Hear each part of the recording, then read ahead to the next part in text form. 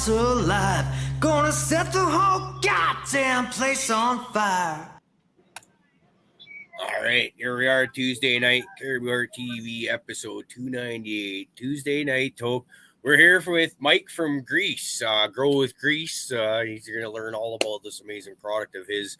We're always excited anytime we get fresh meat, new people to talk to, because it's like, hey, new stories we've never heard and saw this stuff before.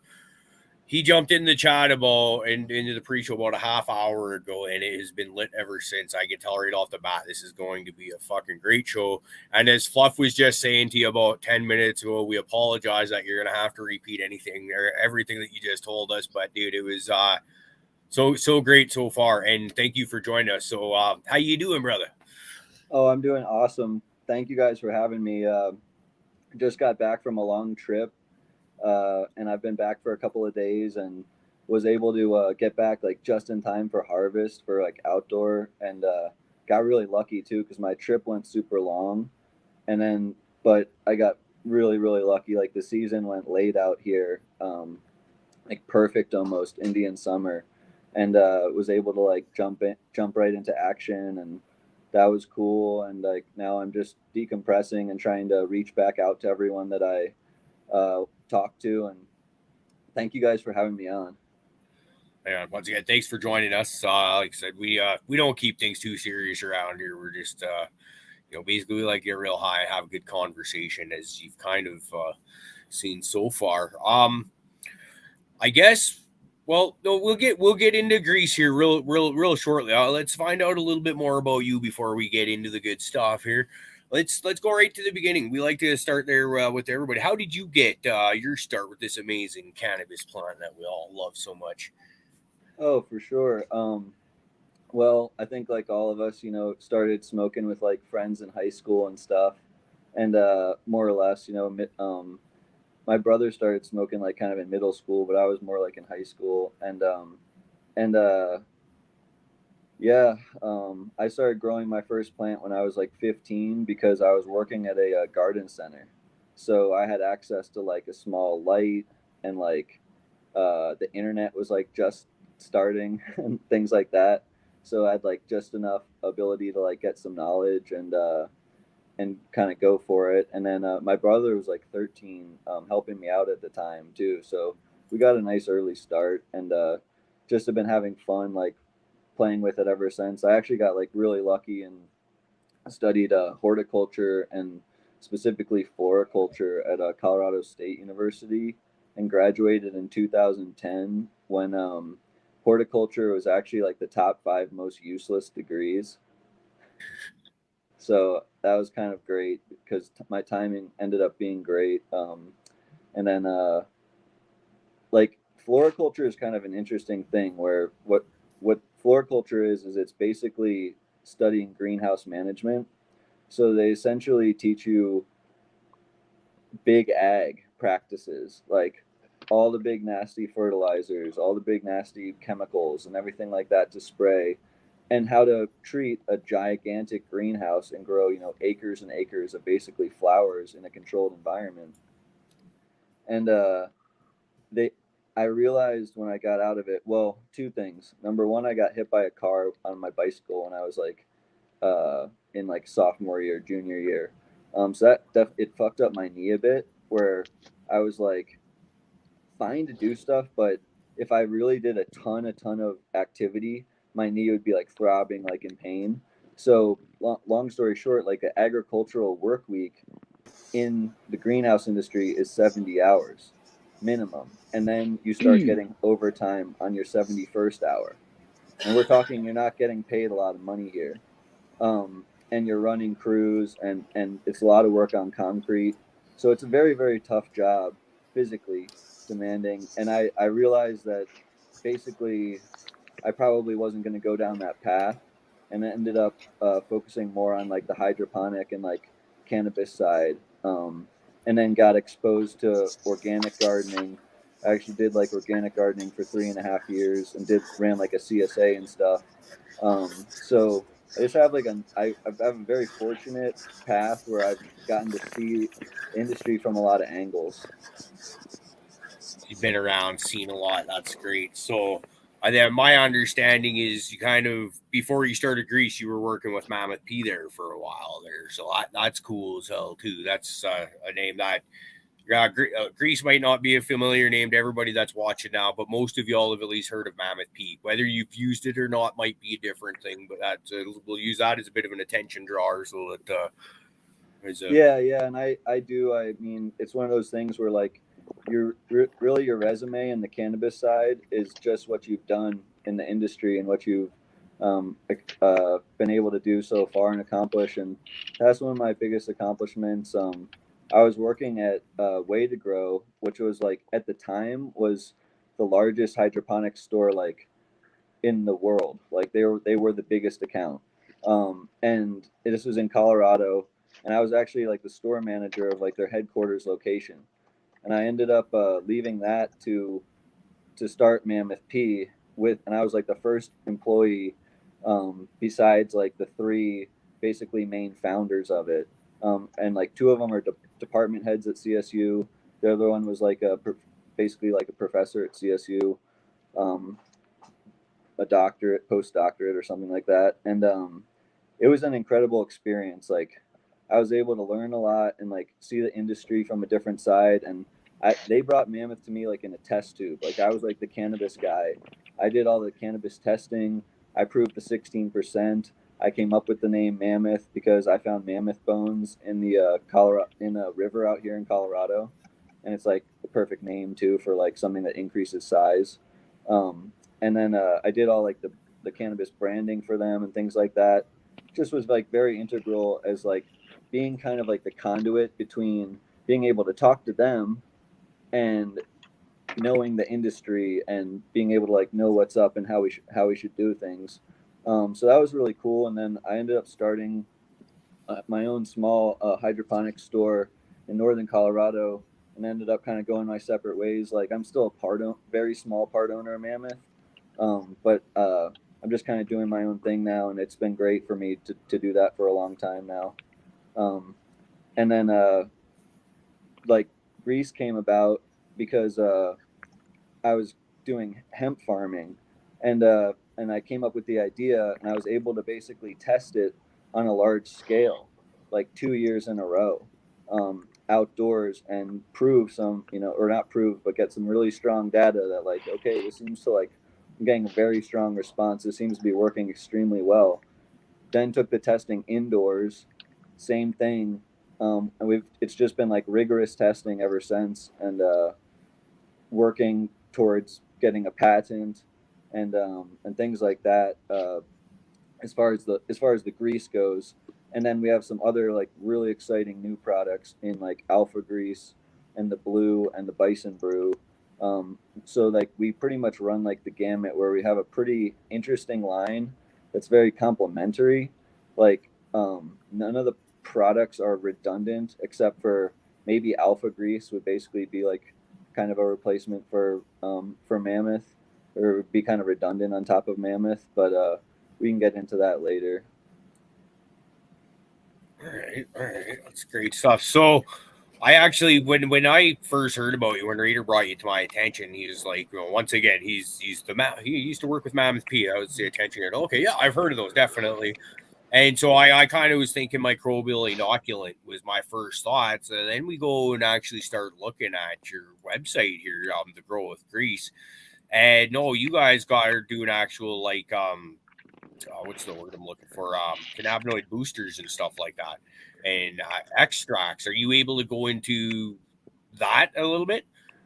Yeah, all the products are actually sterile, which is really interesting, and that's why they're safe to spray, with the exception of Bison Brew. Of course, Bison Brew is basically would be like our kind of microbial inoculant, and we could talk like an entire night just on Bison Brew because how freaking awesome it is. Like essentially the indigenous microorganisms in the bison, there's about 30% more than in say cow compost, for example, and that 30% difference equates to like almost like a quantum effect, because the uh, the the diversity of the microbes in the soil is directly proportional to the availability of your nutrients, right? So the more diverse of a microbiome that you can lay down on that soil and that can like take root and basically thrive, your plant's just getting everything it needs because there's full communication and beyond that, like full availability of mining the resources actually out of the soil. So that's kind of interesting, and you could really go into that for a while. But then the cool thing about our bottled line is that it's all sterile, so it's actually basically safe to spray as well. You know, it being sterile, in my opinion, the grease products are one of the first products that are like truly safe to spray in flower, for many different reasons. Number one, all the inputs are organic, and it's like no pesticides, no heavy metals, no residual solvents. So that's all tested rigorously, and then um, we grow all the products specifically for grease, all organically, with like biobiz and everything. So it's all very very contained, and kept as clean as possible. And then basically, um, with the grease, it's interesting because it not only is it like specifically laying down the building blocks of the plant, of the resin pathways and the cannabinoids, but it's also and the terpenes for that matter, but it also seems to be giving us some IPM effect because these plants are basically highly tied to the immune system. Like or the compound, you know, the compounds in grease and the compounds that are exuded in the trichome are those defense compounds. Those secondary metabolites are basically the same compounds that are working uh, in the immune system of the plant to fight off like bacteria, fungus, um, yeast, all types of nasty things that could be like attacking the plant constantly. And it's a really dynamic process. Like what's happening is, you know, the plant all day long is banking those photosynthates and like storing all the light and just eating the light as much as it possibly can.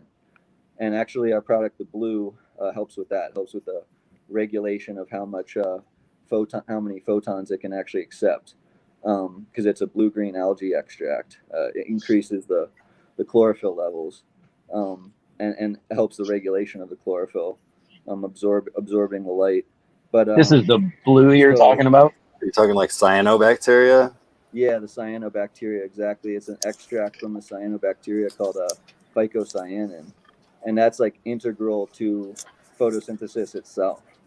So that's a really cool product. We can talk about that in a second too. But basically, like, so the plant's banking all this carbon all day long, and it's shooting it down to the roots, and then at night, it's working really hard, like to essentially turn a lot of those sugars into these precursors and into these building blocks, um, of the cannabinoids and also of the terpenes.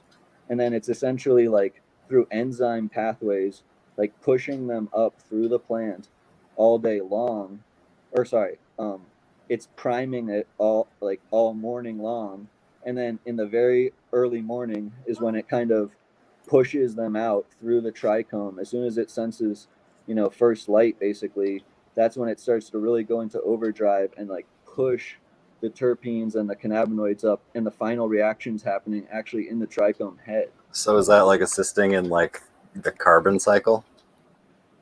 That's since you're not basically outside and it's not raining? what's that? Like since you're not outside and it's not raining, but you want the same thing happening with the plants, you know? Did you say the carbon cycle? Yeah. Oh yeah. Yeah, it's very similar basically, and it's part of the carbon cycle for sure. Like I'm just, you know, like it's like I think that was my thought, was like simulating the carbon cycle, but inside for your inside plants. Because you're not getting the atmospheric. It's a big part cleanse. of it, because all day long it's just eating that CO2, you know, right out of your room, and building the carbon right into the plant, exactly, and building out really the sugar structure, which has a lot of carbon in it, and then it's pulling that down to the roots, and then forming these other compounds, forming kind of whatever it needs to, but basically through enzymes it keeps pushing it up through the plant. And then what's interesting is like the plant does a heck of a lot of its growth in like the first 2 hours of the day. This is just and the reason it does that is because all night it's been working hard to build all those like precursors, and then they all go to work really early, and like that the red light response kind of draws that growth and pushes a heck of a lot of growth. And then also the VPD is typically is perfect in the morning too, so it's all tied to the environment as well. But not only is the VPD good, humidity is high. So why is it pushing out the trichome, or why is it working so hard on the trichomes to be pushing out like the terpenes and even the cannabinoids and stuff? Well, those are defense compounds to fight against the molds and mildews that are also going kind of crazy in the morning and like thriving right at that dank, super dank time. And yeah, it's super tied to the carbon cycle for sure, because basically the more the more carbon that you can bank and store, the bigger your yield is going to be, and the more extra residual energy you're going to have to form exactly what we want, which is the resin and the terpenes. So like basically it's just it's a really unique way to use the plant like back on itself and prime the same natural system that it's already using. So it's just basically biomimicry, like just. But the cool thing is not where it's stimulating a stress response. It's a facultative response. So you're actually adding something that the plant wants and is like, oh hell yeah, this is exactly what I needed. So that's, I think, why we're having such good success with it.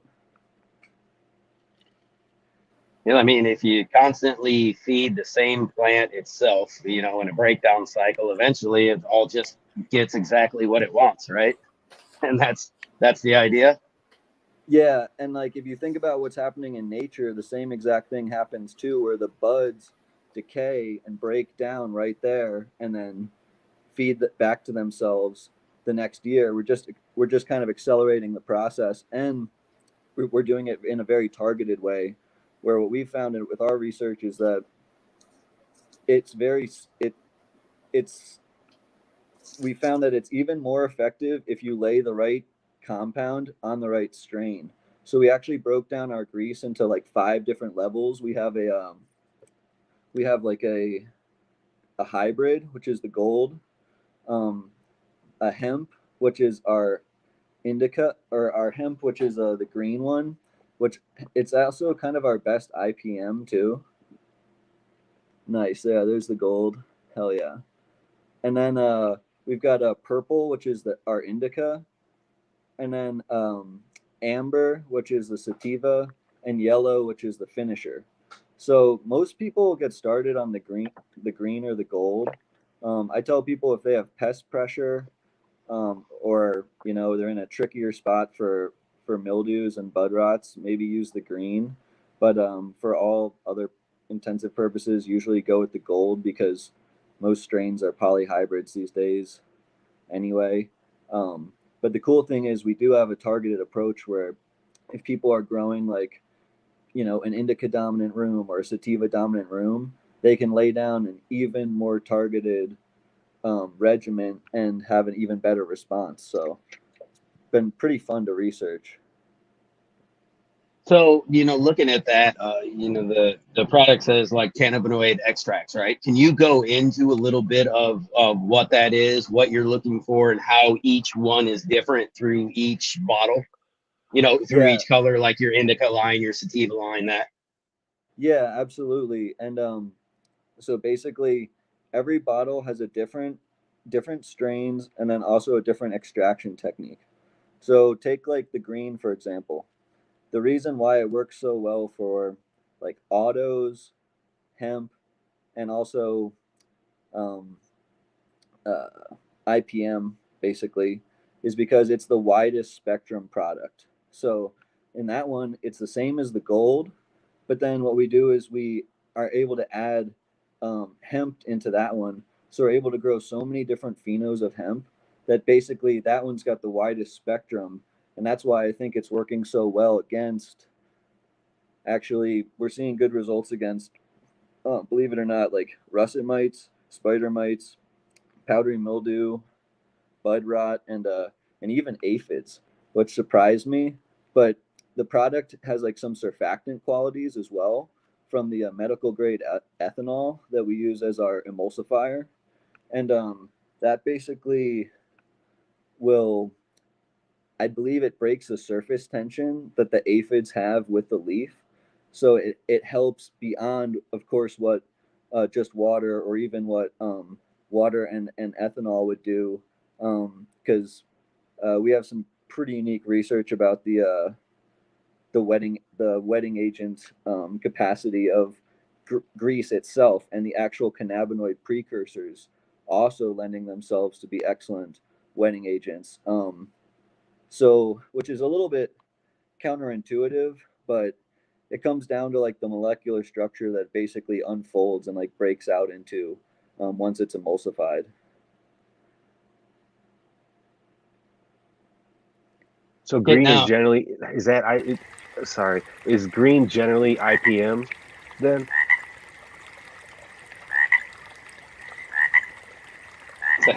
Got them all fucked up. Yeah, he's waiting on the dad frog. Got him. Got him. Well, I tried actually waiting until like there was like a break where I thought somebody else was gonna start talking, and then I was like, I jumped in. But see, at least he gets it though. He's fucking he's fucking on it. Quick, bad words for him. You don't know I gotta tell this guy twice. I love that. You fit in just fine around here, brother. All right. Sorry about that, Muff. Was that you I interrupted with that one? I don't know. It might have been. I was asking the green. Is that generally like an IPM then? Is that like the specific use for the green labeled one? Yeah. Sorry, I was saying the green is really excellent for IPM. So essentially, if someone has pest pressure, I like to tell them to use the green. But the interesting thing is they actually all do have IPM effect. The all 5 colors. It just seems to be that green's the best, especially against like russets and spider mites. So. And that's what you were getting at. I'm sorry.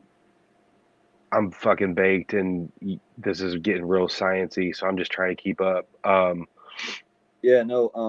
The alpha grease is an interesting product too. So like, first of all, we're getting great results with grease, and then the coolest thing about grease is it's kind of our most premium product. So yes, it costs a little bit more, but it's super targeted. Like the extractors are loving it.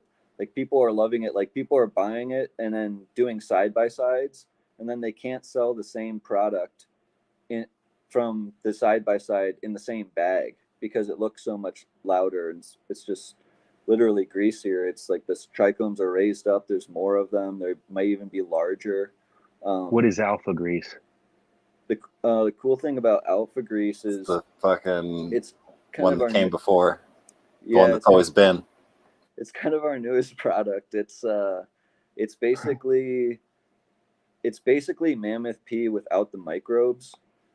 So it's just an alfalfa extract. It's organic alfalfa, and it's an organic source of tricantanol at the proper ratio, where your plant, where your soil, or your the microbes in your water, even on the surface of your roots and stuff, will break down the alfalfa extract and spoon feed the tricantanol to your plant. The interesting thing about tricantanol is that that's another reason, circling back to kind of the registration issues. Once we kind of threw the book out with the registration and started going with the loophole, we're like, well, sky's the limit here. We're going to kind of do what we want to do and stop lying to people and tell them actually what's in the product and what's working and why it's working so well. It's the tricantanol, and the cool thing about it is this is a safe and organic source of it. And then the microbes in your soil, it takes a couple of days. It takes an extra day or two. So like Mammoth, the microbes in Mammoth pre-digest that tricantanol and put it in an even more bioavailable form. So, and Mammoth's a great product. Hats off to them. It's an excellent technology. And I helped develop it. And actually, the alfalfa was my contribution. I was like, hey, let's do this because I knew about the beneficial properties of tricantanol. Hey, Mike, question for you. Yeah. We have 500 people in live chat right now, so some of them may not know what tricantanol is or does. Do you mind? Tricantanol is a plant growth regulator. So it's a PGR. So it's in a different category. It's a hormone. So it's the same thing. It's just like it's just like the hormones that cause the roots and the shoots to grow, but it's specifically more of a flowering hormone, and it also increases overall uptake and overall growth. So you can apply it even in veg, and it seems to speed up growth because it starts to turn on genes that wouldn't necessarily have been turned on because it gets the plant amped up and ready to flower faster. So it's a really cool technology, and it works well in nature too. Like bees accumulate it, and it ends up in their wax. And so it's a totally safe. Does it work compound. on humans? It seems to work on humans because plenty of people smoke weed that is grown with tons of tricantanol. So, I personally like to cut it out at week 4. My business partner, he likes to run it to the end.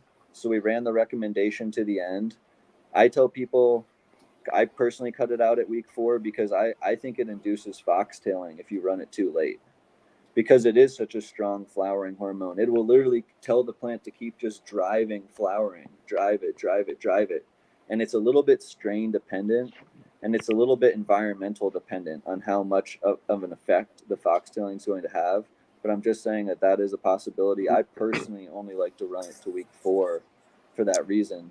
But what it really helps with transition into flower, and overall it helps, and that's how I think it increases the overall yield. I think it flips the plant into flower faster, and that's why it's important to use it at least 2 weeks before you flip as well, because again, it will like have time to turn on all those genes. Some of it's kind of a slow process. Oh, and the other interesting thing about tricantanol is it works on like the parts per billion. So that's why it's important to have like just the right targeted ratio. And like, that's why our stuff works at like 0.5 ml per gallon. So we just like any good steroid. Exactly. And we save you all the effort. That way you don't put too much or too little in. It's just easy to just dose it out. And then that way hydro guys can use it. And then the other cool thing is this is like the first version of it that's actually safe to spray as well. So now, is there any problem with people like me who like to not measure things and just dump that shit in? So I got a pretty good eye for 0.5 ml on a dump, so what's the problem with using a little too much? Well, you got any issues? Actually, too much, you're just going to waste money. No problem at all. You're not going to kill the plant by any means. Have you ever had a boner for 10 hours, Fluffy? No, that's what's going to happen. All right. Yeah, no, I was just curious. And, I've been, kelp products, right? You overuse them. I've always actually cut out alfalfa personally, before flower, just generally. I'll give it a nice heavy alfalfa top or feed during, the beginning cycle of its life. And then, we transition in flower, it doesn't get any more. And I always knew it was kind of the kelp driving some of the weirdness that happens. But I always felt like when I overdid alfalfa too late, I came up with some of those same weird problems. You know, the getting the flower sites in the middle of a fan leaf and shit like that. You know, so Totally. not And like, always. this is kind of interesting. Like our other product, the blue, this is another new one. So like the blue, alpha grease, and Bison Brew are very affordable. Grease, the 5 products, the 5 different colors of grease are a little bit more expensive, but the return on investment is definitely there. Like we've got growers, like we've got like one of the biggest grows in Oregon using it, going from like 19 to 25%. And then like, you know, extractors love it and all that stuff. But circling back to the blue, it's really interesting. It's actually kind of like our less expensive product, but it's still very, very effective. And what it can actually do is it can actually help reduce stress on the genetic level. So like it can actually reduce genetic mutations. And with so many people growing like polyhybrids and pretty complex stuff these days, it's actually a really good thing to be reducing that genetic stress, and it could actually cause like potentially less herms and less genetic drift. So I think it's a really good thing for people to be using on their moms. And it's Dusty very Raider just pop up. He was like, "What? That's Herms? Huh? What?" and it's pretty inexpensive too, because like it's concentrated, but what it's doing is it's called phycocyanin. It's a blue-green algae extract, and it's one of the only naturally occurring blue pigments. And the interesting thing about it is that it's actually like necessary for photosynthesis. So like it really ramps up the speed of growth, like literally, because it adds to its capacity to harvest the light.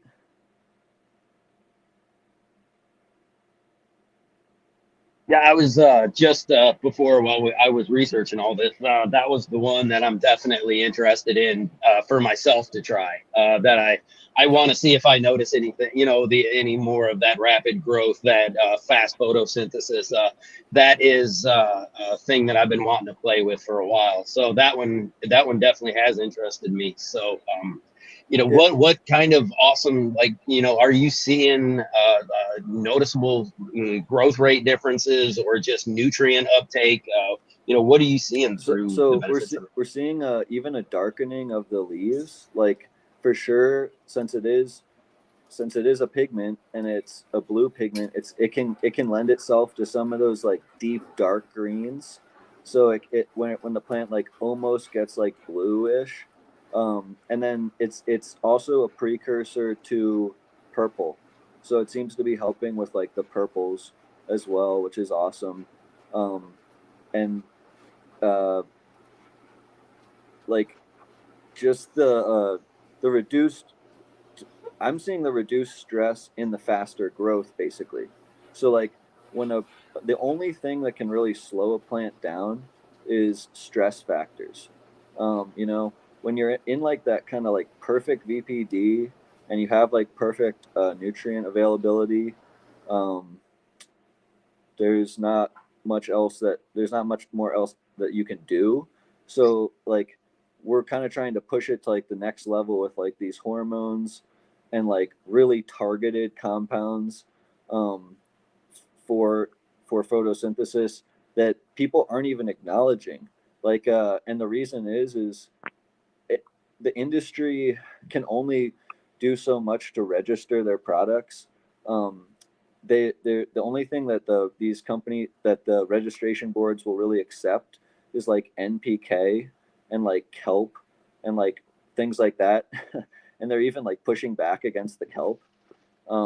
These groups that we're working with, like it's kind of shocking how little they want to work with us and little they want to legitimize this technology that's like incredibly relevant, because we're also seeing you know, we're starting to see pesticidal effects. So like I think they should take notice of the technology, and you know they need to have every little thing in their back pocket and like be aware of like, you know, innovation for the future, so they can keep some of these pesticides like more natural in the future. But like that's way down the road, because it literally takes like 5 to 9 years to do the testing and registration and EPA registration on a pesticide.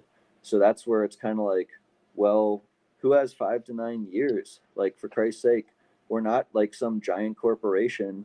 We're literally just like some creative guys that have good ideas and want to bring new products to the market. We don't have the money to fight with all these guys, and then also like sign our product up on all these organic registrations that are basically meaningless, and it's just like a mountain of red tape.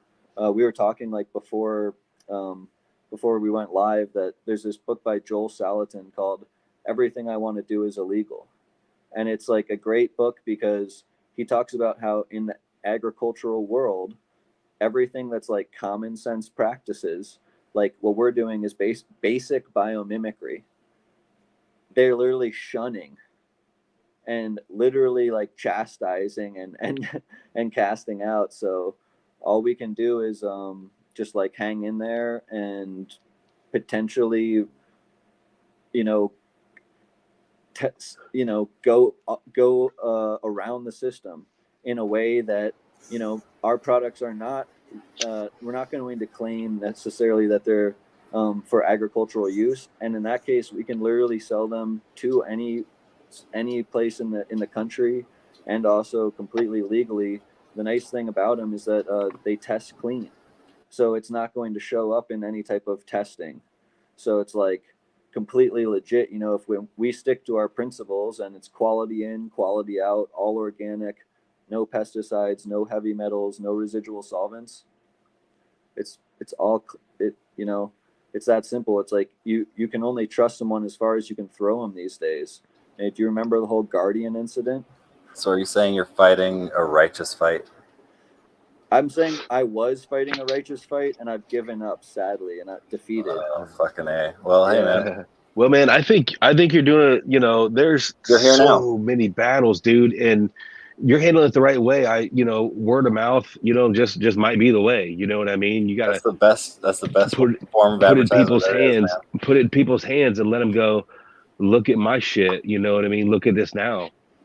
Exactly. Let it speak for itself. And that's what I've been like really out on the pavement and trying to get it to all the retailers and get it into people's hands so they can try it for themselves, because absolutely proof is in the pudding. And like now I'm so excited to be like bringing everyone the Alpha Grease and the Blue and the Bison Brew. Also, like, it's badass. Like, the Bison Brew is legitimately one of the best compost teas I've ever brewed. And I've messed around with brewing for a really long time. Like, I ran an organic farm for 3.5 years, like back in the day.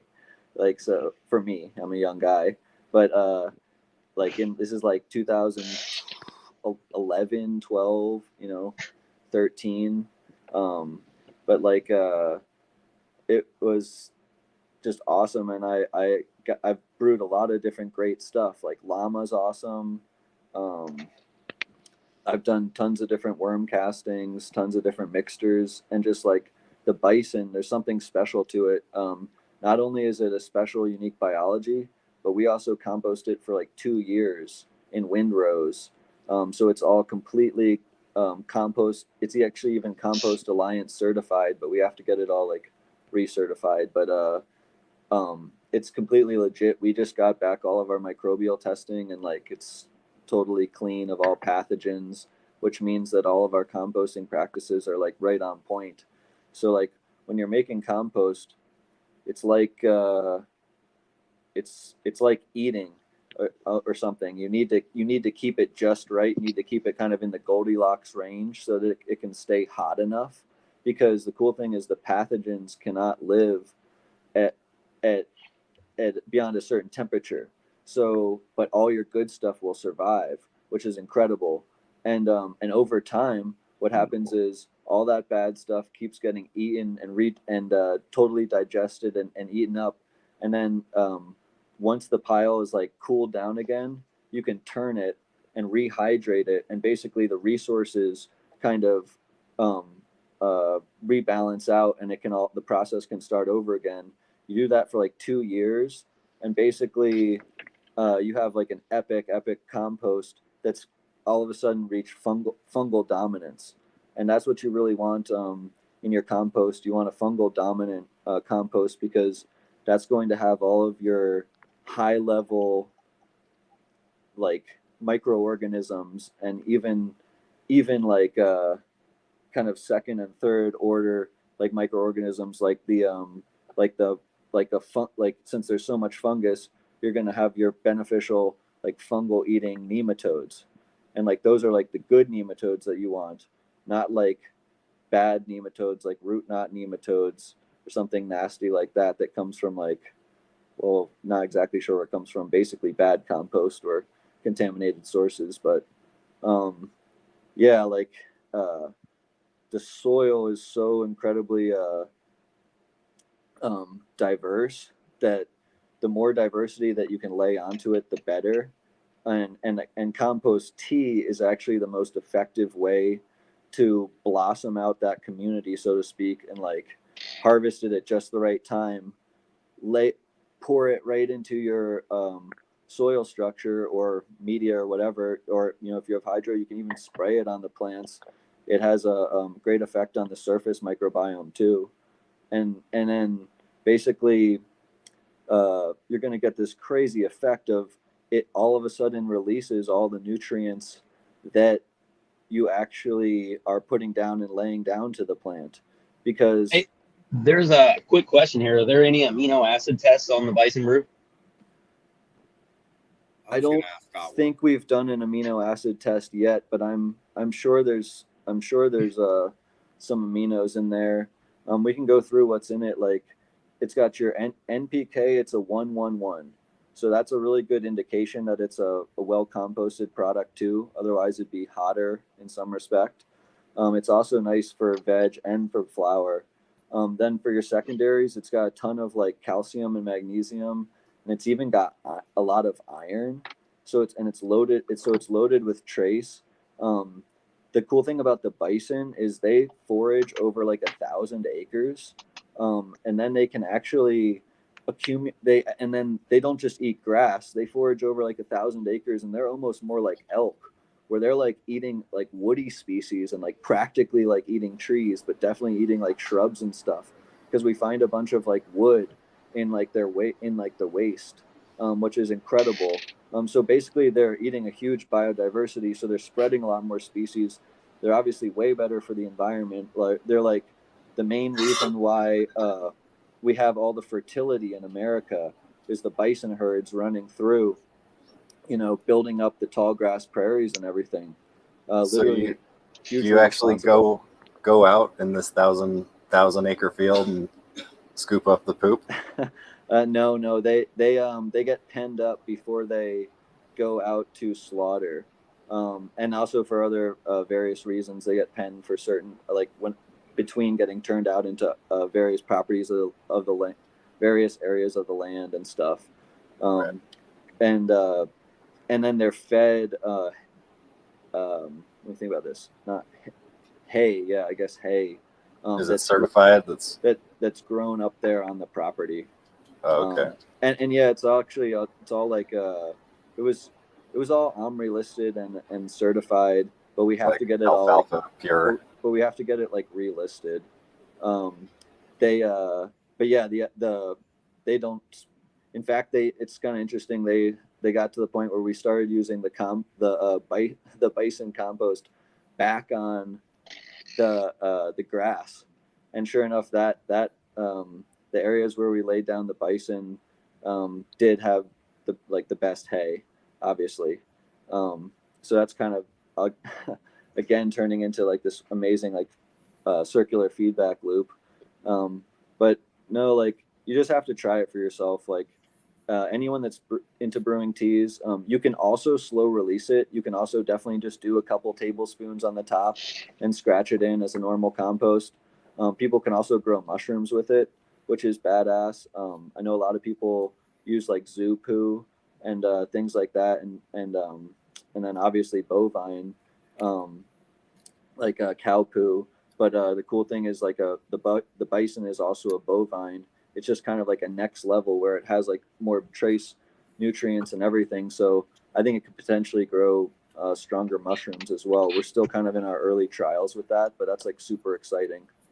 And then yeah, it just if people, when people grow with it, they can, a lot of people can corroborate this, that have grown with it in the past, maybe, because I don't think there's a product on the market right now at the moment, but there have been others in the past, and it literally grows some of the tastiest bud and some of the smelliest, like tastiest bud, because it has so many trace nutrients, and then also your like the extra biodiversity is making so much more stuff available.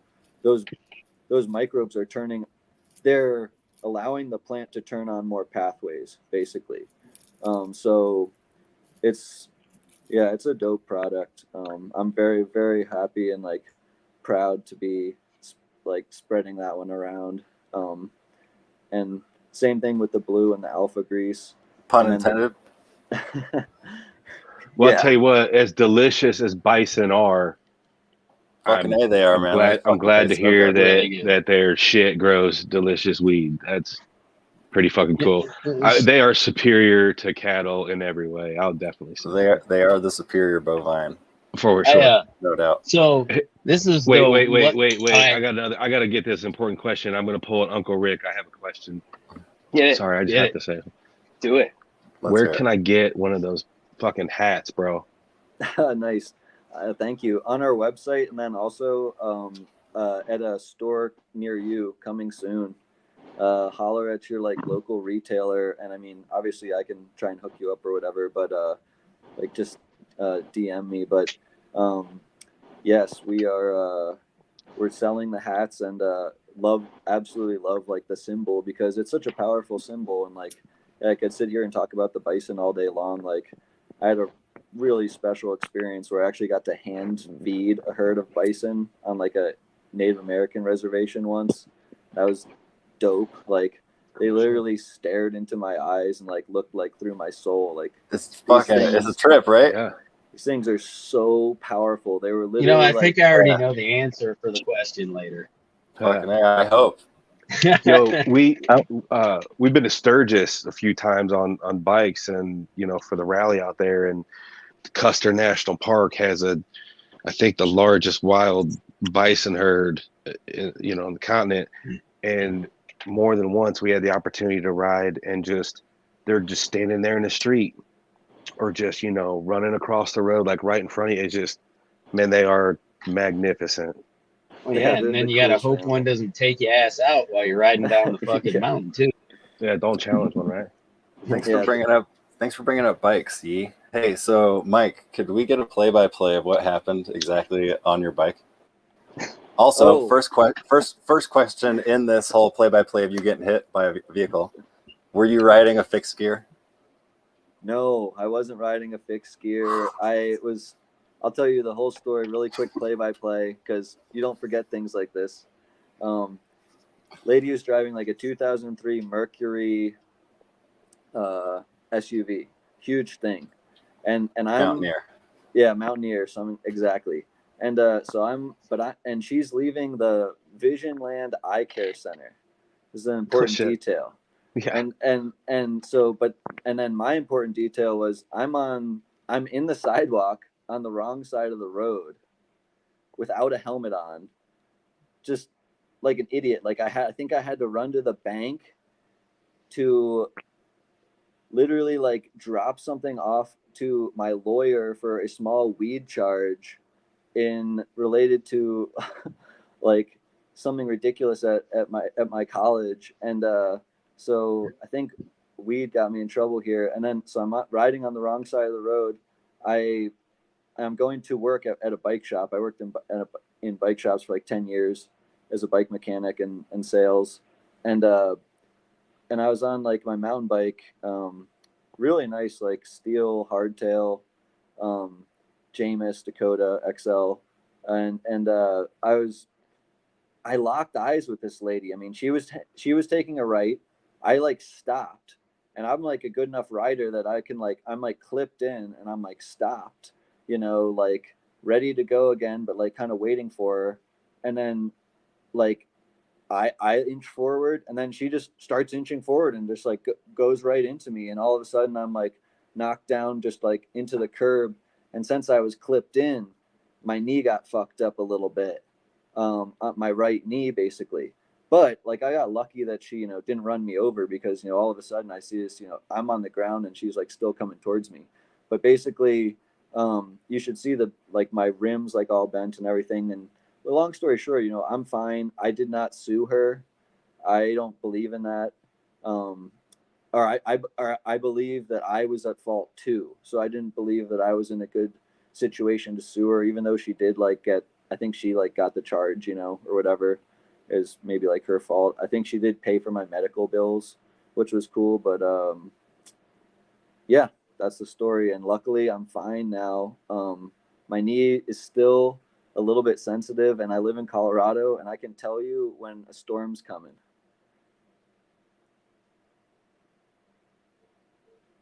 Sounds like my granny's knee. It's kind of like a deer. It's like a sixth sense almost. It's like literally like, oh man, my knee hurts like crazy. It's probably gonna rain tomorrow, like, or in like 10 minutes. It's fucking crazy. Yeah. Well, the hard part is figuring out the timing, right? Because some days it hits you before, you know, some days it'll be the day before, and some days it'll be like that day. Like you'll be like, oh shit, it's coming. Like those are usually the bad days for me. Hey, Mike, I got a question for you real quick. So we got High and Tight over on chat right now asking if someone needs to have brick and mortar to become a supplier for grease.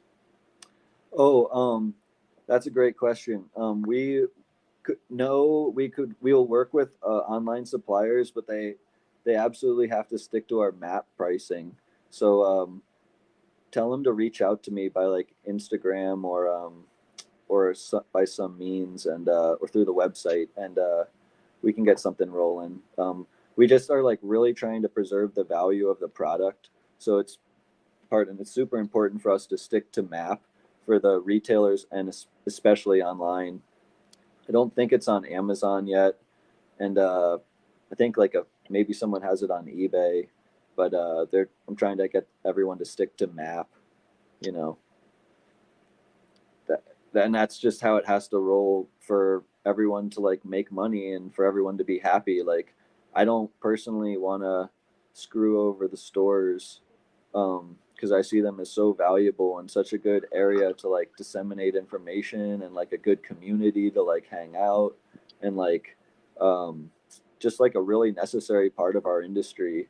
It's painful for me to see so many of them going out of business because of all the pressures of like the distributors selling direct, companies selling direct, and online pressure.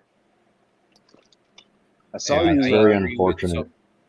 Sorry, I was just gonna say I agree with a lot of those statements you're just saying, man. The people that you meet and the conversations that get have at the grocery store, it's not quite the same for me at our local grocery store, because they got some young kid that doesn't know anything about any of the products there anytime I go in there. So it's kind of, but for the longest time, every time I would go in there, you might just go in for I don't know, maybe a bag of fucking soil, just because that's the first thing that pops in my head. But you stick around for a half hour, 45 minutes bullshitting, just because, well, fuck, you're in a happy zone, you know, and you're with people that are into the same shit you're into. It seems like a great place to be. So I like that whole trying to stick with that kind of formatting and ideas. Oh yeah, it's super important. And I mean, I'm all for creative online spaces and like the future. And I'm like really into like artificial intelligence and like some cutting edge stuff like that too. And I would like to see Greece move into the future in a really positive way. That way, like I absolutely would love for us to get like into like the metaverse and stuff like that in the future. Like, I just need a little bit, like, it just is a building process, right? Like it takes time, but I've got some pretty interesting ideas, and I've got some like really interesting big picture ideas Actually, well, we have kind of a big audience, like have kind of an interesting idea to take like the zoo poo, like from the zoos, and basically turn it into worm castings, and like do a proposal to them to say, hey, you know, you should do an exhibit where like you turn the poo into worm castings, and show the kids it's like a composting exhibit, and then you sell the worm castings to farmers or whatever, or even just give it to them. But then as a secondary stream, get this, take the zoo poo, compress it into like cocoa blocks. The cocoa blocks, obviously like a 5 kilogram cocoa block. Well, okay, so you've got a zoo poo cocoa block, right? You launch those off of merchant ships that are going in between intercontinental merchant ships. I love it. Right? At the Yeah. same intervals, Game basically, as whale pods. So, like, essentially what happened is we killed like 300,000 whales, like in the last like 250 years or something like that, or maybe it's like 3 million. It's something insane like that. We murdered all the whales, right? They were like the nutrient pumps for the ocean. They were creating a lot of micro algal blooms out there that was responsible for a lot more of the oxygen in the environment. So basically what I'm trying to do is I'm on a mission to get the oxygen percentage back up to 30%, like pre-industrial levels. And my idea is to like launch these packages, great, pun intended, off the ships at the intervals of the whales. And it's going to actually have like a 3-pronged effect. It's going to get our oxygen back. It's actually going to reinstill the fisheries, because it's actually like the grass for the ocean. It's like basically like the small fish the algae blooms, the small fish come in and eat the algae, bigger fish can eat the small fish, so on and so forth. So could reinstill the fisheries. And then the third thing is it gets rid of the zoo poo, because right now they're paying to dump that in the landfill. What if you could make it into like a big slug, so then you could just push it out like a fucking cardboard compactor, and then you could pinch it off? You know what I'm saying? Yeah. It'd be everyone would laugh the whole boat ride. They'd be like, fucking pinch Like the, put the fake butt biggest cheeks boat. on the back of the boat. Yeah, man. You were talking earlier though about all the regulations and all the bullshit you're trying to go through. I tried to get some zoo poo from like a little petting zoo type thing that we have up here, right? They have a nice little thing, great little area. And took a plastic bag in with him to the zoo. No, I had a very long conversation with this man about buying his poop. I did. And he was like down all about it. He's thought about selling it and everything, but he can't, because he has to like take it and pasteurize it. He has to take all the good shit out of it to be able to sell it. And it's like, but I don't want it that, I want exactly what you have. And then he informed me like, right, he can do a deal on the side or some shit. I could go scoop some out and steal it from him basically, and he would condone it while I drop fucking $10 on the side, right? You fucking went at it the wrong way, man. You should have been like, how about you give me $10 and I'll scoop this shit out of your animal stalls for you. I know. I fucked up because I went in there actually wanting it. I should have been like, well, I mean, you pay me. But right, that makes a problem, right? Is all those stupid ass regulations, because you might handle it or something, or get sick, or there might be a problem there. Yes, but when properly composted, you don't have these issues like you were talking earlier, because when you properly compost it, you're it's killing everything. So right. Yeah, and like I'm still on the fence about that. Like, probably should compost it before we throw it out into the ocean. But I personally think that so the interesting thing about the ocean is there's like so many microbes in the ocean. It's actually almost even more diverse than terrestrial. So like they're just gonna take and just like house like anything that's even close to like gonna cause a problem is just gonna get absolutely obliterated by like the salt pressure, and then beyond that, all the other microbes are just gonna like break it down instantly. So I don't know. We have to do some experimentation. It's a really, that's another one that's a little bit far out in the future, but it's not a far out idea. And the cool thing about the registration one thing on that one is, international waters. You can basically do whatever you want in international waters. And then I would have these systems like tied to like a GPS so that it wouldn't fling it off. Number one, you could probably make it all robotic, and then number two, you could like tie it to GPS so it wouldn't fling it off within international boundaries, and it also would like not fling them off right next to each other, because like a big thing about the idea is it has to be like a string of pearls. Like the the algal blooms can't touch each other, because then you risk it would make some sort of possibly like a red tide or something like that. But what the whales did, because we're all about biomimicry, like our whole company, that's our main thing. It's like the whales, they just they go so far, and then they just do it every once in a while. It's not like a regular thing, so it's diluted enough. And like that's kind of the same idea with our products too. Like they're super concentrated, but when you dilute them down, it works really well. So you're talking about my two favorite fucking animals. Okay, so how much does a fucking whale's shit weigh? Like, and how much shit, like if you're gonna fucking replicate this, dump it back in the ocean, right. how much dookie are you gonna need? I looked it up a while ago, like something crazy, like a sperm whale is like 30 kilograms or 35 kilograms like a day, which is quite a lot. But I mean, the way I think about that's it like is, what, 80 pounds of fucking shit every day. In comparison, I only weigh about 150 pounds. Like fucking sperm whale shit's half my body weight a day. Actually, that actually seems like it would probably be a low number almost. I feel like I've had a day like that.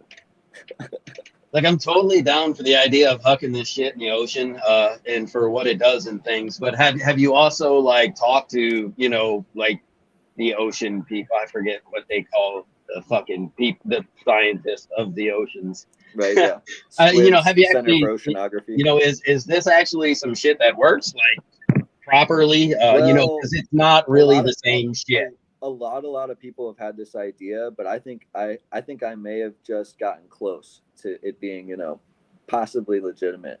But people have had this idea where they think that iron is the main limiting factor. So what have they done? They've like hooked up like entire ships full of basically like synthetic iron and like dumped like all that out there, and they actually have seen like somewhat positive good effects, but they do it completely the wrong way, where they'll dump like an entire ship out. And granted, they have to like have like kind of like a research area, like they're trying to actually like do legitimate research, so I think that's why they were kind of doing that. But like no, it did work to like they saw an increase in fish populations around that little area. But this is like a way bigger thing. Like the ocean is the biggest, most powerful thing on the earth, period.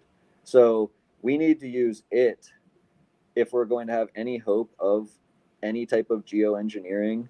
You need to like look at what the past was successful, what are we missing now, and how can we fill that gap. And then the beautiful thing about the plan is that it's actually self-healing. It's like as soon as we're back to 30% oxygen, fisheries are back reinstalled, you can just stop, and then actually fires will be bigger. Yeah. It'll probably bring the it would hypothetically bring the whale population back faster to do the same exact thing. And then it would also take a lot of pressure off the land to have all the fisheries reinstilled to like pre-industrial levels. Like the fisheries were so thick, they said you could actually walk across the James River. When Lewis and Clark went out and did their journey, they said there were so many fish in the James River you could practically walk across it. I was like, damn. And then same thing in the Chesapeake Bay, where I'm from Maryland, DC area. they said you could, when they first sailed in there, you could catch fish just with a frying pan just over the side of the boat. Just dip it in and there's dinner. Hey, real quick here, you want to fucking hit like a live chat thing or some shit like that? Let everybody know where they're supposed to be. Do your sponsor thing. We're about halfway through the show. Fuck yeah, we can do that. Yeah, do that, and then we got some more questions for you about your products afterwards. So.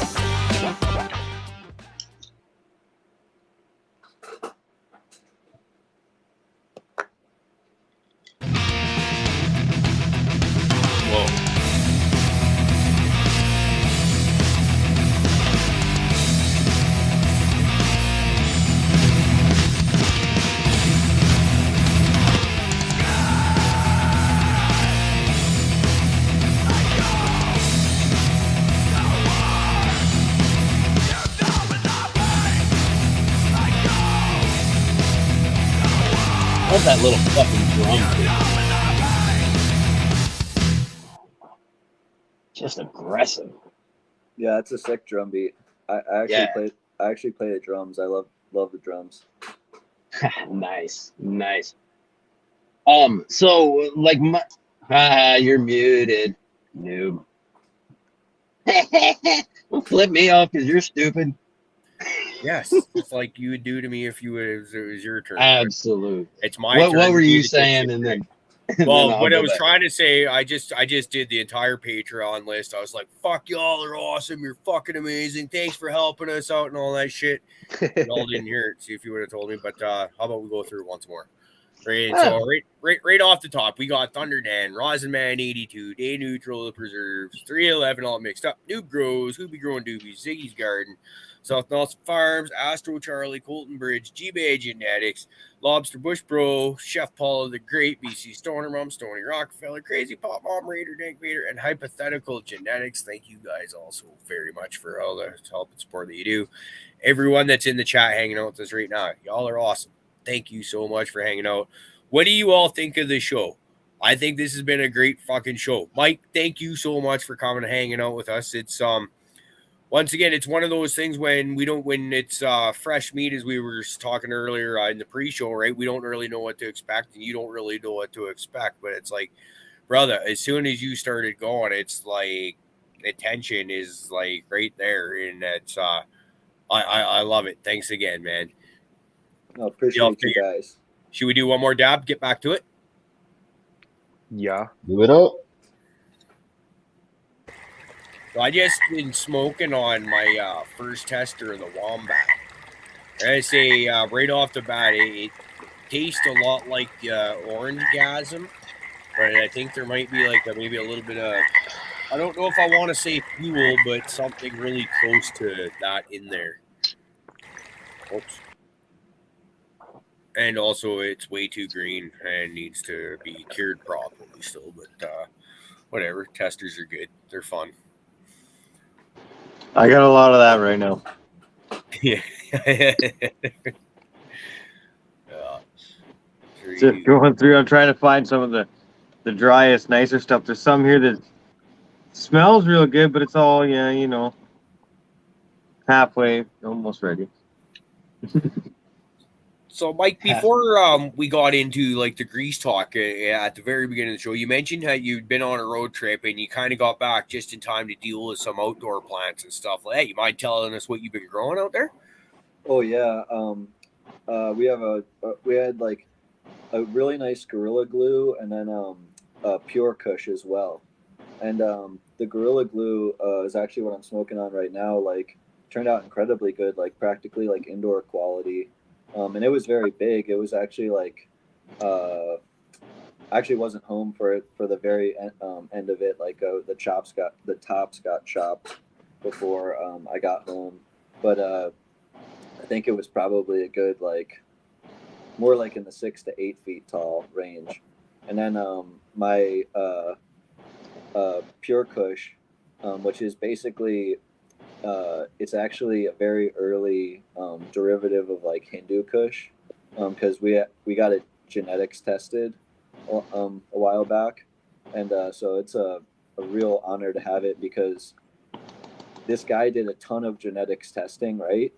And it turns out that like it was way high up, like it was very early on breeding stock and bred into a ton of other things.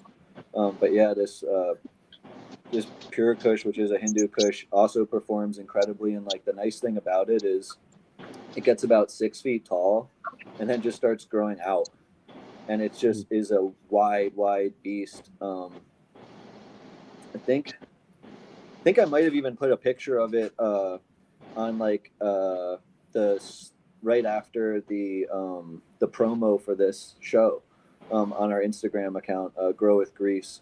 But I'll try and post another picture of it. But yeah, it's great, and it got super purple this year too, because like I said, we got to have a long season. And I always feel bad for everyone that had a tough season or a rough end to their season. I'm sorry, but yeah, we got lucky this year. You know, every year someone gets lucky.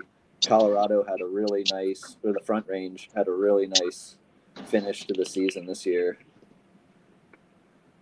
Right on. That's great to hear. I didn't get any outdoor growing done myself, but I suspect the way our year turned out, where it was like just last Thursday, last Friday, where it was like, okay, yeah, now the cold weather's here. You know, I think I probably could have gotten something out. And there is actually one place where I did throw a whole bunch of seeds around right beside a creek about, that might be 3 months ago now. So it might be worth fucking just wandering down this. You never know. Something might have come up and made it through. But like last year, for example, I did 6 of just the Pure Kush, and got like 7.5 pounders. Yeah, so it was incredible. And like the nice thing is we did it again this year, but like I just lay on the grease hard on these things, and it protects the hell out of them outdoors. And then the other nice thing is I'll spray it down real aggressively right before harvest, and it's actually an excellent like pre-harvest wash, because like I said, like the grease, the colors are really one of the only safe things that's safe to spray in flower, late into flower. And I didn't get too far into this, but for multiple reasons. Like, so all the compounds in grease are from inside the trichome head, and the trichome is working for multiple different functions within the plant. And almost everything in nature has multiple uses and multiple reasons why it's there. The trichome is not only like a defensive structure to be defending against like mildew, bacteria, and things like that. It's also actually regulating the amount of UV light that's coming in and hitting the plant. So naturally, the plant will cover up the buds, which is this sensitive structure for its seeds and everything, with a ton of basically sunscreen. So the compounds in grease are actually even safe to spray with lights on, and in full daylight, because it actually acts as like a sunscreen for the plant. And then beyond that, alcohol being the emulsifier, the medical grade ethanol, helps it be even more of a surfactant and helps the drops even out, so you don't get the lensing effect like whatsoever. So it's like a double really nice product to be able to actually spray. And then since all the compounds are from inside the trichome head, it doesn't hurt the trichomes at all. And then it doesn't end up in your extract or anything like that. Most of it's instantly absorbed. And that's actually why we have you spray it at a heavier rate. It's because it evaporates so quickly. There's not as much time for it to absorb. But with that said, we've got people that don't spray it at all and are still like winning like Battle of the Buds, like hitting like highest numbers, hitting like 31.5%, and attributing the grease to actually what pushed it just that little extra bit. it's really interesting, man. Like this is crazy. Like we developed the whole product for flower and everything, and then we started testing it in clone a bunch, and it turns out that it helps quite a bit in clone. And the reason is, like, again, all these compounds are immune supporting compounds. Where, like, check this out, 60 to 70% of the immune system is in the roots. So, and because all these compounds are made at night in the roots. So when you take a cutting off of the roots and you take your cutting, all of a sudden it has to be working overdrive to be supplementing these defensive compounds, and that's why it takes so long to root. So we started spraying the grease, like putting grease in our cloners or soaking the cubes with it, and then spraying it like every day, even with whatever else you're spraying, Clonex mist or some mix of several different things. And we're getting like half the rooting time, which like blew me away. And like people that were not slouching, people that were like getting roots in 9 days, going to like 4 days. And I'm like, holy shit, that's like pretty impressive. So there's a bunch of talk right now in chat about the one thing I kind of was skeptical about too is the ethanol in the product and spraying it in flour, right?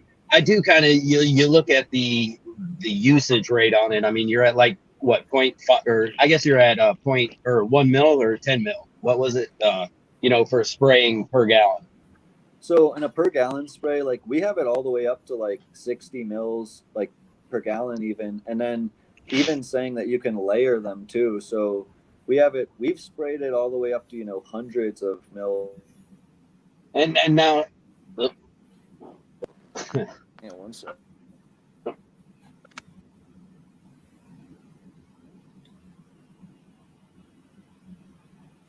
Uh-oh. Did you scare him away, Fluff? I might have. Just no, he's trying. He wants to talk. We can't hear you, bud. Oh no, we got nothing. What'd you do, Fluff? Somehow it was you.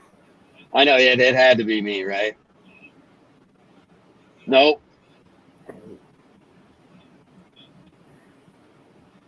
Hey, you might have to like go in and manually switch your mic if your mic died or something. If your mic was on your headset or something. Uh-oh. You're gonna want to hit more and then hit settings on there and go to audio. Where's Uncle Rick when you need him? We got Chad asking if you got a call or a text. If so, just go out and come back in, and we'll let you right back in.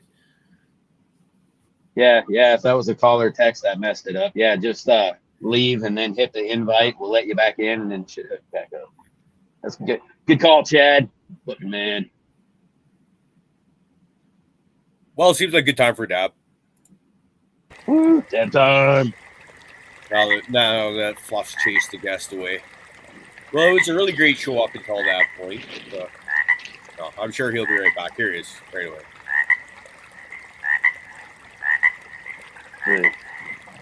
Hey, Chad Westport, this might sound weird, but had a dream about you last night, buddy.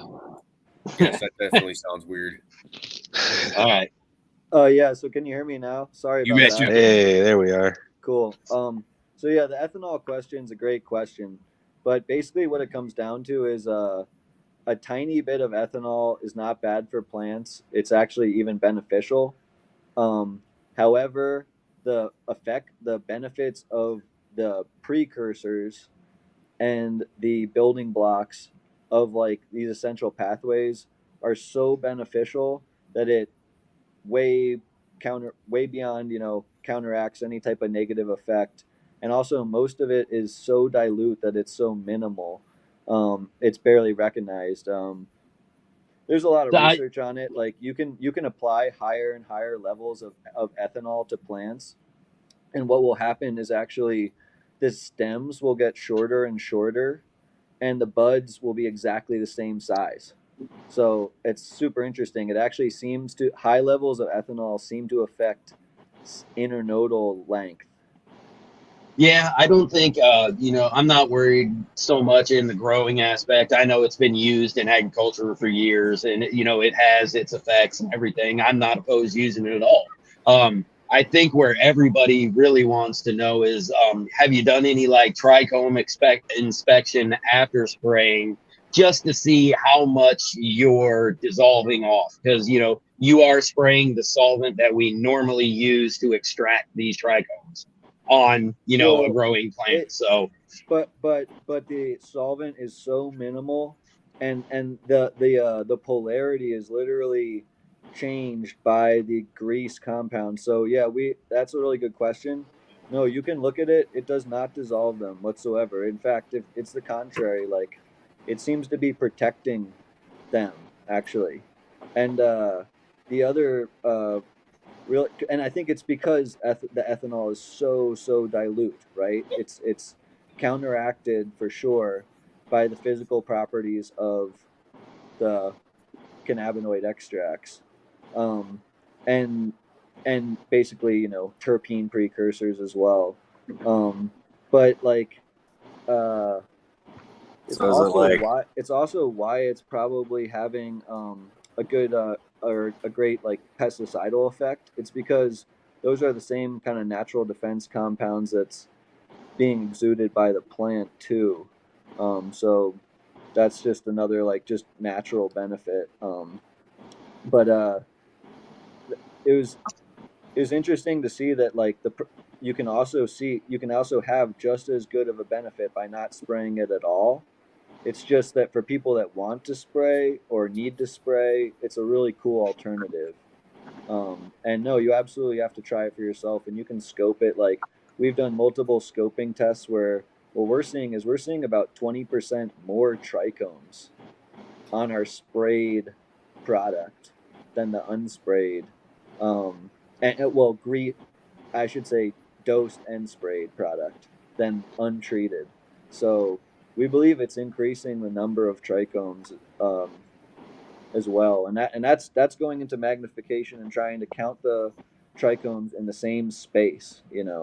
Not like just trying to do our best, but seems pretty evident. And then it's also evident by the extraction numbers and by the numbers going up for people, because it's all about the numbers don't lie these days. People are getting so many tests done, they can see it in their numbers. So Yeah, I was gonna I say mean I that. was on. Oh, sorry. No, I was gonna say, that is that's definitely gonna be the one thing. On that one, I definitely I'm the kind of person that's never gonna get. I'm never gonna spray anything latent flower if I don't have to, unless it's water.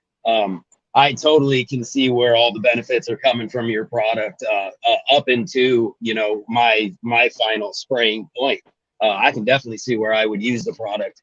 My question was, do you see more benefit in your top? So I understand like the blue, the alpha, and the Bison Brew, right? I totally get that.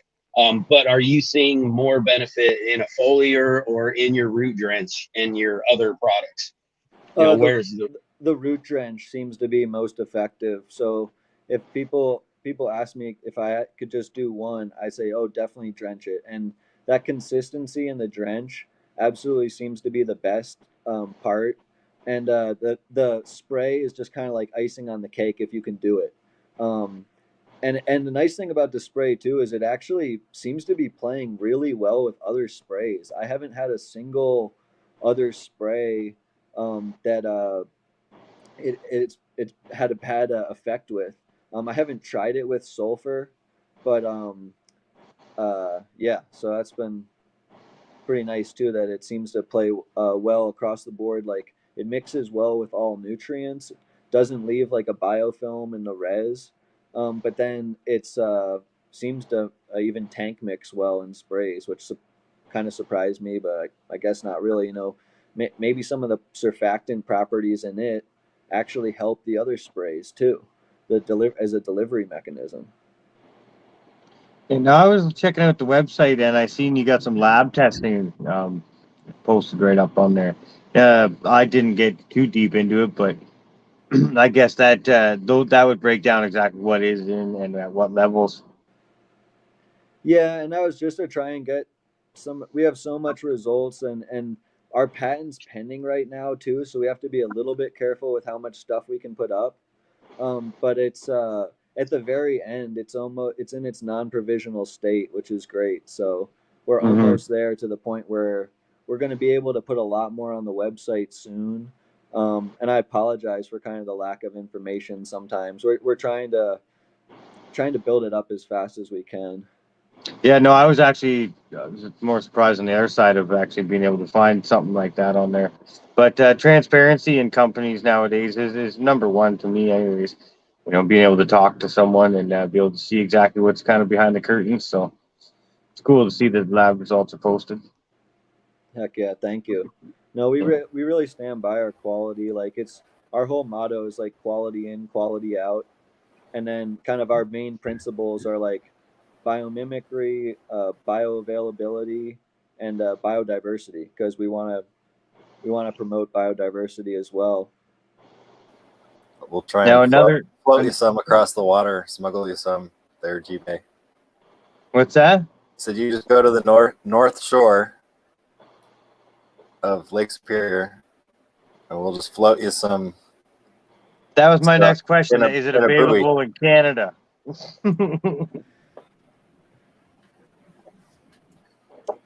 Yeah, we're working on going international as quickly as we can, but we have like a pretty dedicated approach right now to hit like Michigan and then the Northeast, and then after that the West Coast, and then Alaska and Hawaii, and then beyond the country. So we kind of have like a pretty dedicated layout plan. I'll get So one of Mike- my American buddies to smuggle me some though. So Mike, I did see on IG where you hit the road. How long where'd you go, and who was that pup on the leash? What? That's my sidekick, my partner in crime out there. Her name's Vera. She's a great dog. She's kind of like our mascot. She's awesome, and she's my travel companion. And I was on the road for like over 2 months. I kind of got stuck out in Maryland for a little bit with like some like minor engine issue, and then like waiting for more product and stuff. But yeah, it was a great loop. I went through the main states that I hit was like Missouri, uh, Kentucky, Tennessee, North Carolina, Virginia, up to Maryland and DC, where I'm from, and then I was able to visit with some family there as well, which was great. That was really special because haven't visited with my family in quite a while. And then Cool. all the way out to Ohio. Then I did Indiana, Illinois, and Wisconsin. So it was a pretty epic trip. That's and incredible. and now I'm like, we're really gearing up to go back and hit the Upper Peninsula, Michigan, and then the Northeast. And like, I can't decide like if I'm gonna drive straight up to Maine and then work my way down, or if I should like work my way up New York, and then kind of loop around. So we'll see. That's great, man. But it feels really good. Like, it feels great to be getting out to all the stores, like meeting everyone, seeing everyone. Like when I did the Mammoth thing, I was only the Colorado rep. And then it's kind of a sad story. Like, my mom got cancer, and I wanted to be the Maryland rep and like go back and visit her and stuff. And they pretty much agreed to it, but then they didn't. Like, all of a sudden someone else had the Maryland territory type of thing. And I was like, oh man, that's pretty lame. It's rough, So yeah. that was one of the reasons why I left. And then I recently had a conversation with one of the owners, once I started Grease, to let him know and say, hey, I'm not gonna talk any bad things about you guys. Like, it's all love. Like, I respect and appreciate what I did for you guys. Well, he's like, cool. this and that. And then he goes on to say, oh, you know, my mom got cancer, and oh, it was great. I got to go back and spend all this time with her. And I was thinking to myself, like, do you even remember like anything that we like went through, bro? Like, it was like us three.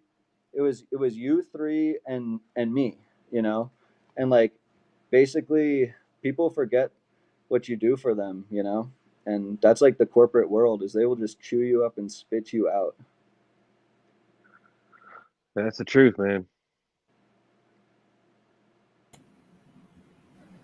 See, this is why I like my small town living where you don't have the big corporate assholes quite so close putting their thumbs on you as much. It's been my experience that the bigger the city, the wealthier the community, the fucking bigger the egos come with all that shit.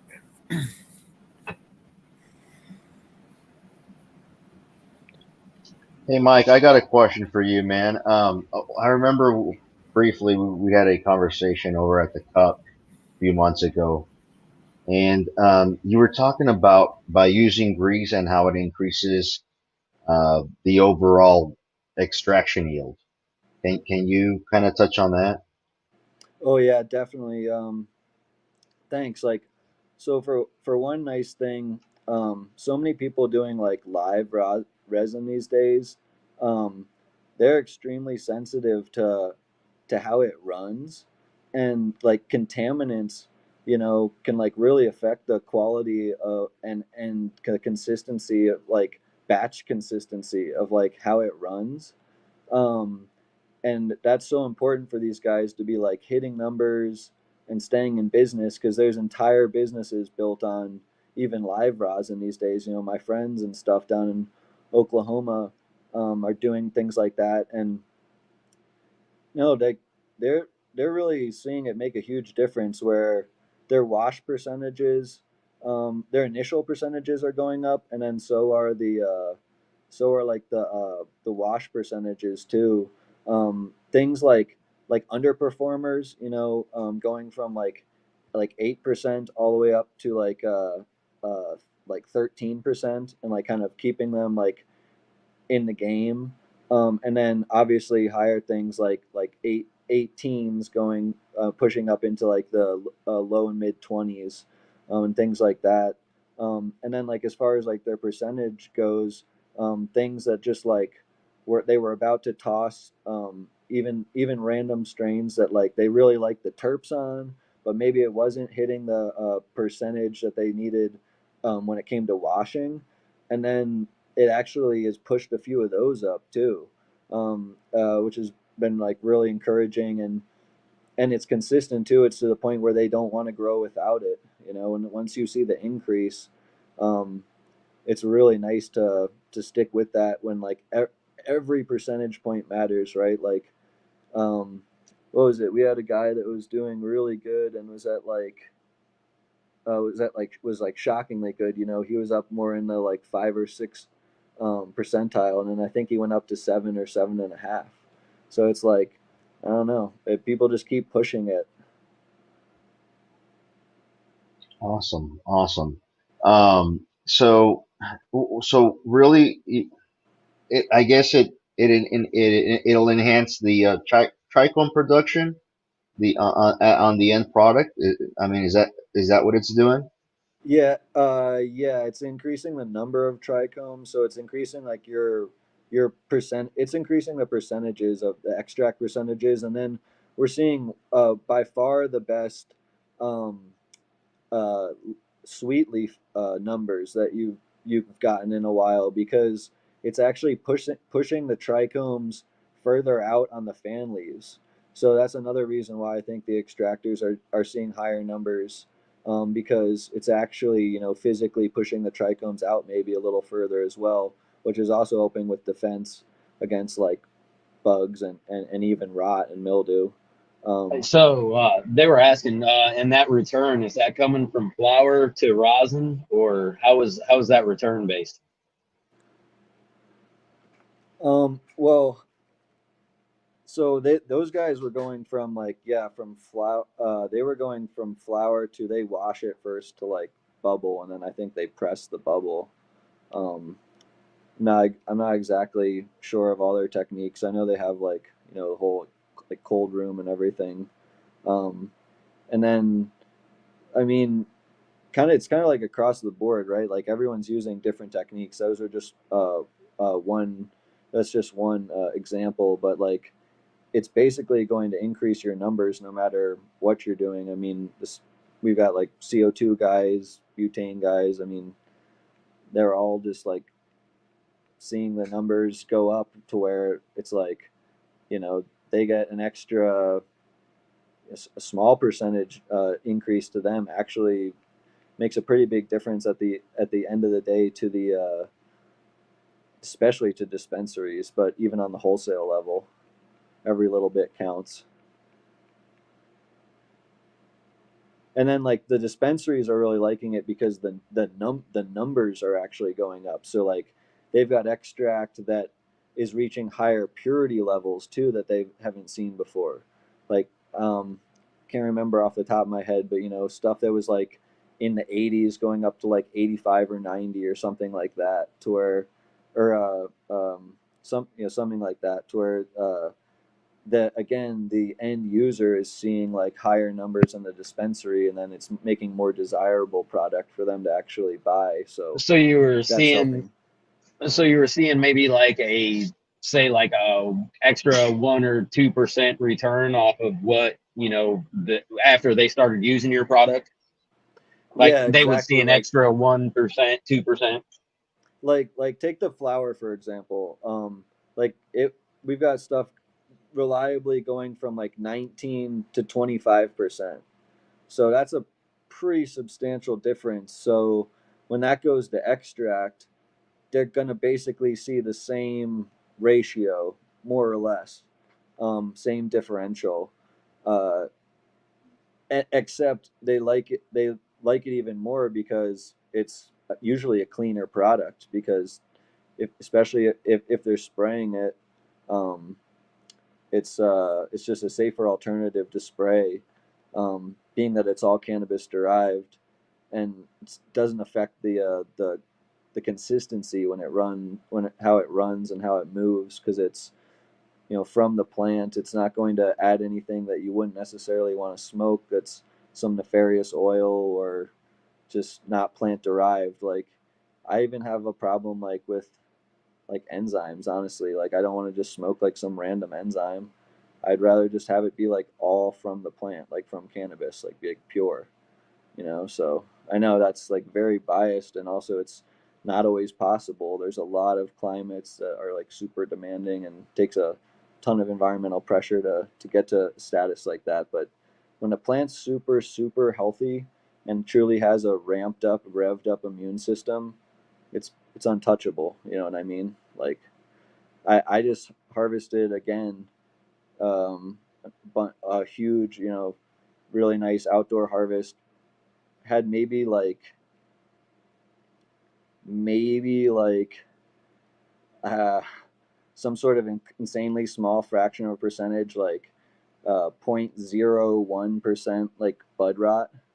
So and yeah, it's partially the climate too, partially like the strain selection and stuff, but definitely, you know, all the practices all coming together kind of. Seeing increases in the benefits, just still needs more testing for, you know, to substantiate, I guess would be the way to say that. Well, no, I mean, we have testing in our it's in our brochure as well. So like we have it across the board. We have it averaged out to about a 30% increase. Um, so which is substantial. It's sometimes even hard to believe, but you know, like that's what we're seeing. And sometimes obviously it's not going to take like a strain that's you know, producing a 30%. It's not going to make it, you know, it's not going to put 30% on top of that Yeah, strain you're that's already already at pushing 30% potential. THC, but it's going to increase and boost a lot of your underperformers, and it's going to take your overperformers and just push them over the edge just that little extra bit, you know. I meant more as in the, when you're saying a little more defense for the, you're seeing a lot more extra defenses in the plant, things like that. And that's, that's still something that you're seeing it not, they're not absolutes yet, right? Or, you're seeing this, but you're still, I guess that's what I was saying. Yeah, I mean, and it is a little bit, it's a little bit strain dependent. That's what we've found is that's why we tried to go into the doing more targeted approach. Like if you are growing a strong indica and you use the purple product, it's going to be about 20 to 25% better than if you just used the gold. So that's like what we have in our metrics too, like in some of our more targeted approaches. But like if you use the gold, that's still way better than nothing. You're still going to see an increase, and the return on investment's like definitely there. It's increasing like exactly what you want. We've also got it seems to really be helping with the terps too. We've got multiple people that have told me I've been growing the same strain for years, and I actually think I smell, maybe just a little extra note of this or that coming out. And that's really cool. The great thing about it is it's, since we're breaking it down to the precursor and to the building block level, it's not pushing the plant in some way. It's not, so you can take a room with 30 different strains and spray the gold and, or, drench the gold, and it's not going to homogenize and push the plants in some direction to produce some specific compound.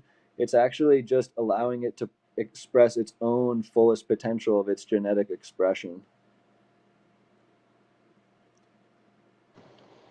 So basically giving a buffet for the plants. Everything they want's there. They can take it when they need it. Yeah. So hey, Mike, if you could be an animal, what animal would it be?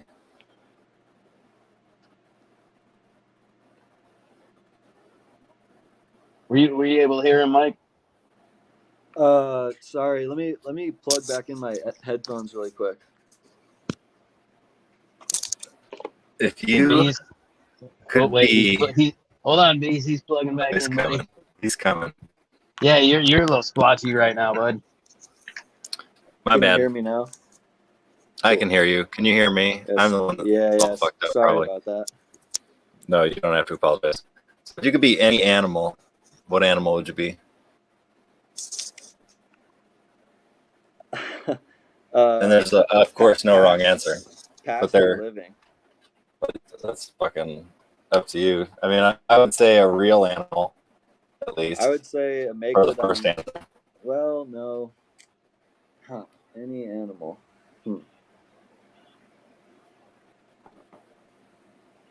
Yeah, there's a lot. I would choose human being. You're one of those guys.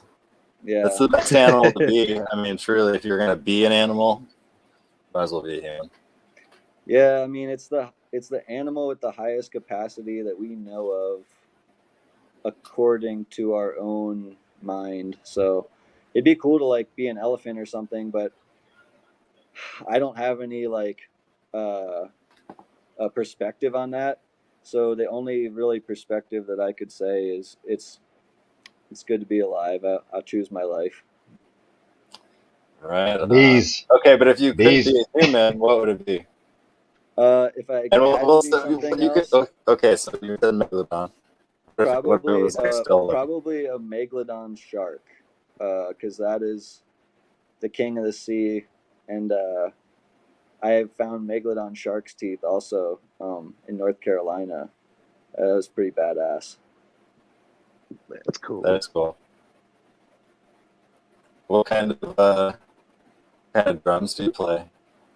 As far as like, what style of drums do you play? Right. Are you full of blast beats? I'm more like fusion, like jazz, rock, kind of like. I grew up playing more like Allman Brothers and things like that, but then I really like funk and jazz, and so I play a Gretsch kit, and yeah, I play with my friend. Like we actually have some some stuff out on YouTube. I need to get more people listening to it, but it's Fucking just like now's your chance, man. it's just like a duo. Well, I don't know what he even puts it under. It's under his name or something. Shit. I'll have to figure What's it out. his name? Max Schneider. There you go. So yeah. Hey, Peas, look. Wait, no, you're probably all fucked up. I'm broken, so I can't look it up. Somebody look it up real quick. Maybe they could find it, and then we could fucking shoot out the link for everybody. We'll get you some people to check that shit out. That's cool. I mean, no, I love playing music, man. It's like that's another great, incredible thing. You know, it's like I'm sure all musicians or anyone that can just appreciate music agrees. Like that's one of the awesome things about life. Like just like smoking herb enhances it. You know, it's like must be a really important part of life if that's the case. Right on, man. Are you growing anything inside? Caribou's muted. Next time, just fucking ignore me. Don't rub my nose in it. You suck at this today. No, I suck at everything today. It's been fucking terrible, I tell you. What was I gonna say? Okay, I tried YouTube and Max Schneider, and as soon as I typed in Max S, that came up, but it's not showing me videos. But yeah. Yeah, forget it. It's not my main thing, but it is fun. Hey. Is this do you play shows? Oh, what's that? Like, is it like have you played in front of the public? No, just like at like our vendor days here and there, and just Oh, right on. Randomly for friends, but You're the house band. Yeah, just a house band, just for fun. Just legends in our own mind. I think it's under Lake Ridge Legends. I'll look that up. If you look that up, it might be. But yeah, it's that's the thing about the music industry is like that's a hell of a tough industry to break out in.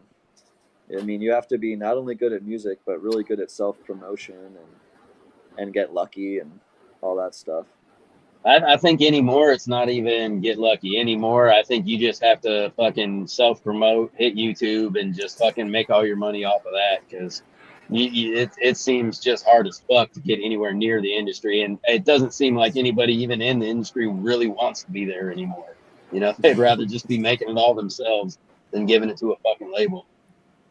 Well, nowadays with stuff like Spotify, if you can get in home studio recordings and stuff like that, all that stuff's becoming a lot easier. You don't necessarily have to have a big label behind you. So it is easier to get stuff out there. Well, look at your brother's band, Fluff. They just put out that album. Was that all independently done, I'm assuming? They might have. I mean, they probably paid for fucking recording and engineering and shit. But other than that, yeah, I mean, they did. Yeah, they put it all out themselves. Yeah, it's a great album. And City Cash, check that one out. That was the intro song that we played at the beginning. We usually like to end the show with another one too. But great independent, just goes to show it can be done with some home studio work. Because fuck the music industry. It's just like Big Canna, right? And all the others, right? There's the people that are in there, fucking actually in the trenches fighting the wars, and then you get the big fucking rich assholes, fucking that actually get to call the shots, that don't know really all that much about it.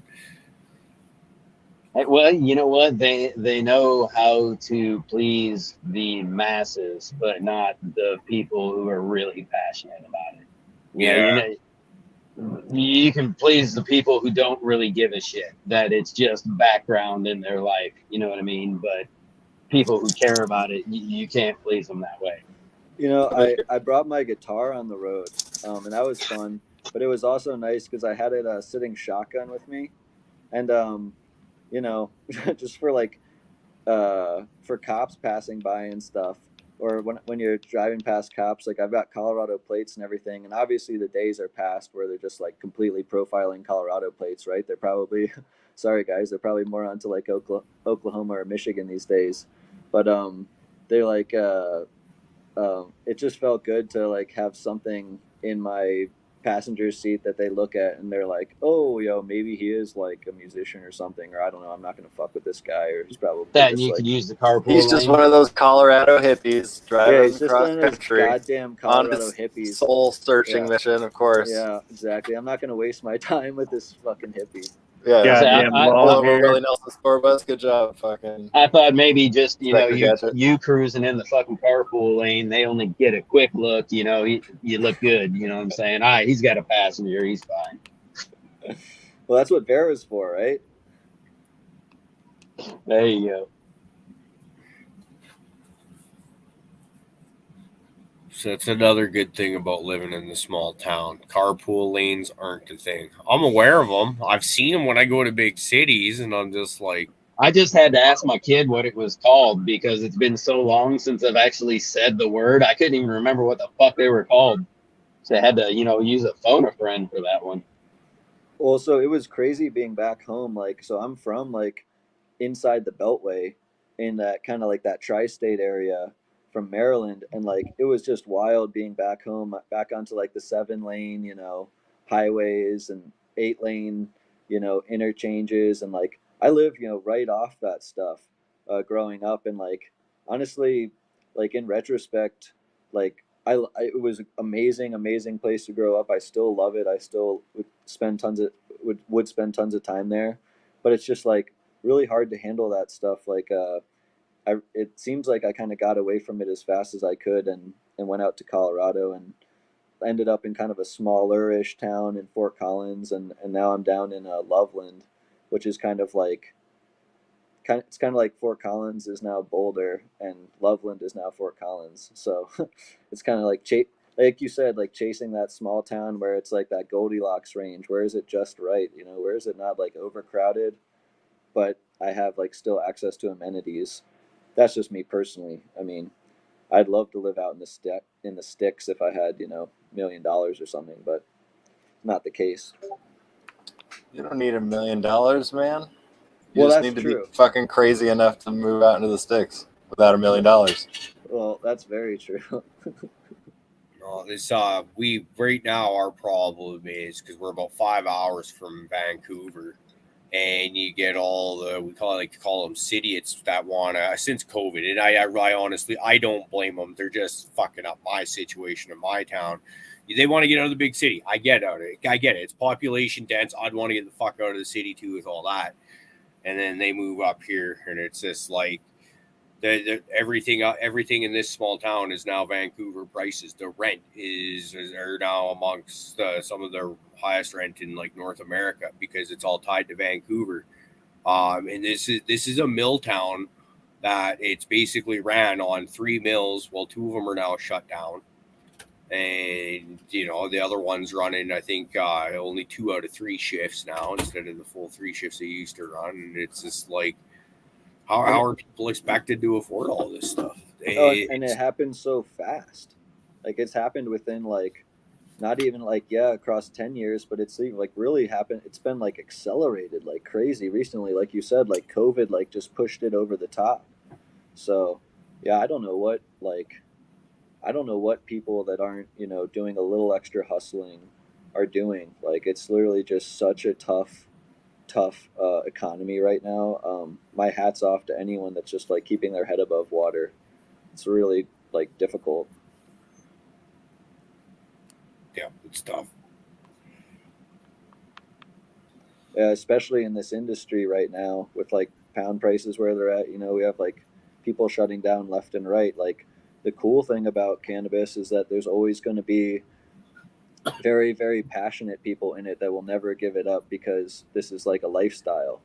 You know what I mean? And it's so much more than like the alcohol industry or something like that. It's so much more diverse than even wine, you know, basically. Like there's just thousands and thousands of different strains, and it's just endless. It's like, You know, to even top that though, this isn't even just a lifestyle. This is medicine for men, you know, a lot. Me personally, you know, this is what gets me out of bed every day, just moving. You know, this is important. You know, you can break down that important to a lot of people. absolutely. Yeah, no kidding. So Yeah, I mean, that's that's why I get very passionate, about products like yours. If you can make an increase and we can keep this into a, I'm very strict about what I put in my flowers, because this is medicine, and it is, if I am caregiving for anybody else or anything, I want that to be the cleanest thing possible. So hats off to you to making a good product, and I can't wait to see more come from you. Man, thank you very much. And yeah, like that's what it's all about, is like putting the good medicine out there. It's like every little bit makes a difference. So it's freaking rad. Yeah. We're getting pretty close to the end of the show here, man. Is there anything else you want to get out there? Any causes you got going on that you want to shout out or anything? I want to say look out for me in Michigan and in the Northeast. That's going to be really exciting, especially if you're a store. Maybe reach out to me on Instagram. I do a good job of trying to like reach out to everyone on Instagram, or at least of course retouch them after I get through. But yeah, just like super excited about the future, and thank you to everyone that wants to try it and that will try the grease and kind of give it the Pepsi challenge, and or any of the products. And it really just means a lot for me to and to us to invite us on, and like to be getting where we're at, to where we are starting to get some traction and people taking notice. And it's just like one of those things where I like to say, bad news moves fast, and good news, doesn't move as fast.